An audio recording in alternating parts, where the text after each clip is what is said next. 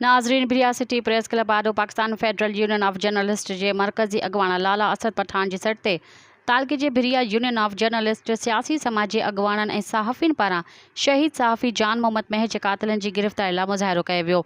इन हवाले से वधिक तफ़सील बिरिया सिटी में नदीम अली मंगी की हिन रिपोर्ट में। सखर के सहाफ़ी शहीद जान मोहम्मद महर की शहादत के खिलाफ सिंध जा सहाफ़ी सरापा एहतजाज आहिनि। इन हवाले से बिरिया सिटी प्रेस क्लब आडो भी सहाफ़ी तोड़े सियासी समाजी अगवान एहतजाज करे आहिनि। एहतजाज कंदड़ अगवानन अवामी न्यूज़ से ॻाल्हाईंदे चयो त शहीद सहाफ़ी जान मोहम्मद महर एक दिलेर बेबाक मेहनती सहाफ़ी हुयो।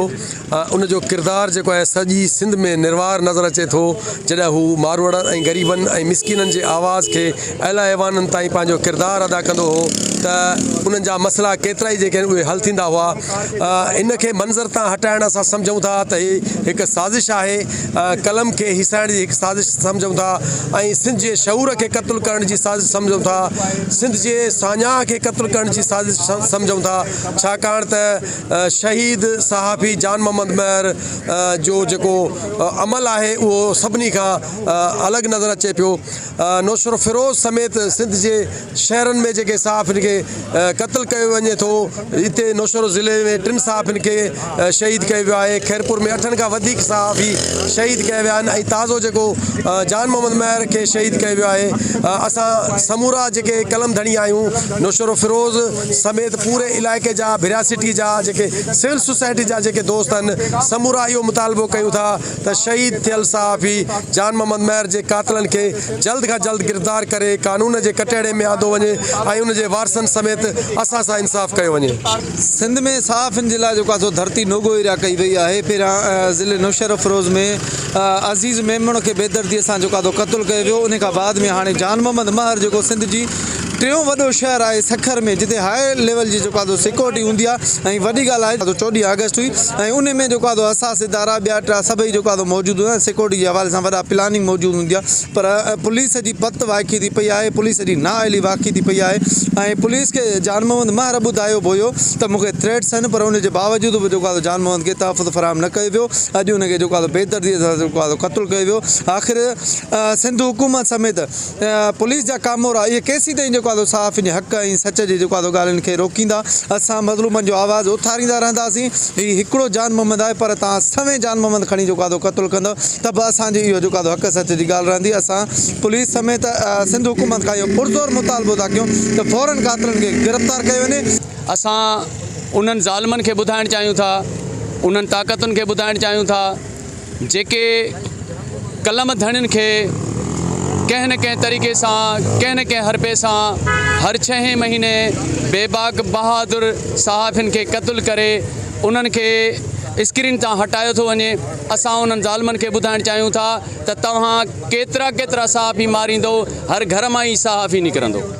मां तव्हांखे ॿुधाइणु चाहियां थो त असांजो कलम जेको आहे असांजो कलम तव्हां सां जंग बि कंदो, असांजो कलम तव्हां सां झेड़ो बि कंदो ऐं असांजो कलम जेको आहे शऊर वारो कलम कॾहिं बि पोइते कोन हटंदो।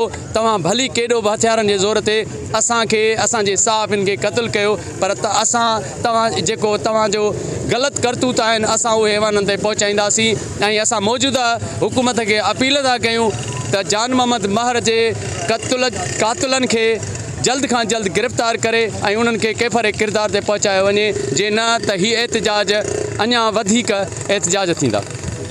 जान मोहम्मद महर जो सहाफ़ती मैदान में जेके कयल ख़िदमतूं आहिनि ऐं ज़ालिम जे ख़िलाफ़ हुन हमेशह लिखियो, मज़लूम जी हिमायत में हुन लिखियो।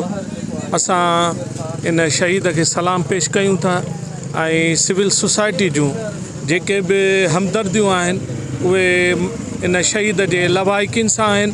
असांजो साथ हुननि सां आहे ऐं असां इहो मुतालबो कंदासीं हुकूमत वक़्त खां त साफ़ ऐं शफ़ाफ़ जुडिशरी इंक्वायरी क़ाइमु कई वञे ऐं इन वाक़े में जेके बि नाम निहाद मुलविस आहिनि उन्हनि खे कैफ़र किरदार ताईं पहुचायो वञे, उन्हनि खे पंहिंजे अंजाम ताईं पहुचायो वञो ऐं इहो बि गॾोगॾु असां मुतालबो कंदासीं त हिन सिंध में जेके पंहिंजा सहाफ़ी भाउर आहिनि पंहिंजूं सहाफ़ती ज़िमेदारियूं अदा करे रहिया आहिनि उन्हनि सभिनी सहाफ़ियुनि खे मुकमल तहफ़ुज़ फ़राहम कयो वञे। हीअ जेका वेसाघाती सिंध सां थिए पई हीअ का नई कोन्हे। हिन में हीअ पहिरियां बि वेसाघातियूं थींदियूं रहंदियूं आहिनि। क़ौम परस्त हुजनि सहाफ़ी हुजनि, जेको सच सिंध में ॻाल्हाईंदो उन जो हक़ु गोली कयो वियो आहे। शहीद जान मोहम्मद महर सिंध जो शऊर सिंध जो आवाज़ हो, हू सच ॻाल्हाईंदो तॾहिं हुनखे क़तलु कयो वियो। हाणे कातिलनि जी गिरफ़्तारी, कातिल त सुभाणे गिरफ़्तार थी वेंदा, जिन गोली हलाई उहे गिरफ़्तार थींदा। CCTV उन जा फुटेज अची विया आहिनि, पर उन टेकर जे पोयां जंहिं उन्हनि खे चयो आहे उन्हनि जे पोयां जेको आहे उनखे बि गिरफ़्तार कयो वञे। जीअं अज़ीज़ मेमण खे क़तलु कयो वियो, जीअं हिते खेरपुर में ताज़ो हिकिड़ा ॿ भाइर सहाफ़ी क़तलु कया विया, पटीदन में सहाफ़ीअ खे क़तलु कयो वियो, त ही कहिड़ी नाइंसाफ़ी आहे? सिंध सां कहिड़ी नाइंसाफ़ी आहे? छा पियो थिए सिंध में? सिंध गवर्नमेंट जेको हिते सिंध में सिंध सां हशर कयो आहे, त पोइ ई त सिंध जेको SSP 14 अगस्त ते सिक्योरिटी हाई अलर्ट हूंदी आहे, 14 अगस्त जे राति सिक्योरिटी हाई अलर्ट हूंदे बि जान मोहम्मद महर जो क़तलु थिए थो। मोहम्मद महर हिकिड़ो सहाफ़त जो हिकिड़ो वॾो नालो हुयो, उनजो ख़ाल त नथो भरिजी सघे, पर अलबत्ता असां उनजे दहशतगर्दनि खे, उन्हनि जे सहूलियतकारनि खे, उन दुश्मन खे उहो ॿुधाइण था चाहियूं त आख़िर केसि ताणी तव्हां आवाज़ु बंदि कंदो सहाफ़ियुनि जो? हर घर में जान मोहम्मद महर पैदा थींदो ऐं हक़ सच लिखंदो।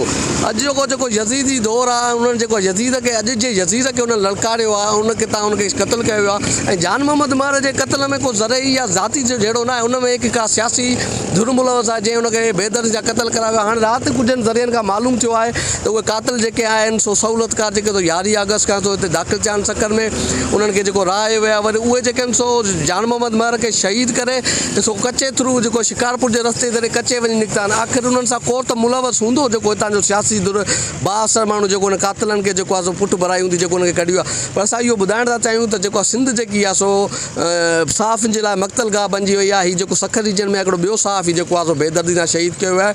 असां उन्हनि कातिलनि खे, उन्हनि जे सहूलियतकारनि खे ऐं इंतिज़ामिया खे इहो ॿुधाइण था चाहियूं त जान मोहम्मद अकेलो न आहे, हीअ सॼी सिंध जान मोहम्मद महर आहे। ऐं महिरबानी करे जान मोहम्मद जा जेके कातिल आहिनि सो गिरफ़्तार कयो वञे। कलम धड़नि खे मजबूर न कयो वञे जो असां रोड रस्तनि ते निकिरी अचूं ऐं तहरीकूं हलायूं, ईंदे तव्हांजा ऐवान लुॾी वञनि। तव्हां हिते आयल सियासी समाजी अॻवाननि तोड़े सहाफ़ियुनि जूं ॻाल्हियूं ॿुधियूं। इन्हनि जो इहो चवणु हुयो त जान मोहम्मद महर खे शहीद करण जो मतिलबु आहे त ग़रीबनि जी आवाज़ खे दॿाए वञे। हिननि सिंध हुकूमत तोड़े पुलिस अमलदारनि खां मुतालबो कयो आहे त फौरी तौरु शहीद जान मोहम्मद महर जे कातिलनि खे गिरफ़्तार करे कानून जे कटहरे में आंदे वञे, न त ॿी सूरत में सॼी सिंध जा सहाफ़ी तोड़े समाजी अॻवान सरापा एजाज हूंदा।